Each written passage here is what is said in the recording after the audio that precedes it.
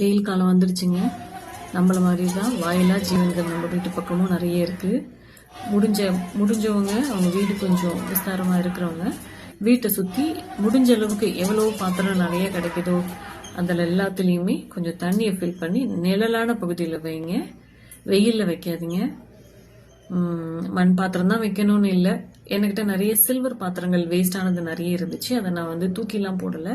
அதில் அப்படியே பெரிய பெரிய எண்ணெய் சட்டி எல்லாம் கொஞ்சம் ரொம்ப லேசான அடிக்கணம் இல்லாத பாத்திரங்கள் நிறைய ஃப்ரீயாக வந்துச்சு.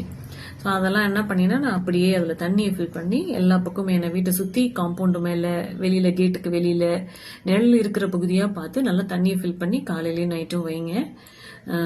உங்களால் முடிஞ்சது ஒரு 100 பறவைகள் 100 அனிமல்ஸ் ஏதாவது நம்ம வீட்டில் தாகம் தணிச்சிட்டு போகிறதுங்கிறது ரொம்ப நல்ல விஷயம். மனுஷங்களுக்கு பண்ணுறதை விட இந்த மிருகங்களுக்கு பண்ணுங்க.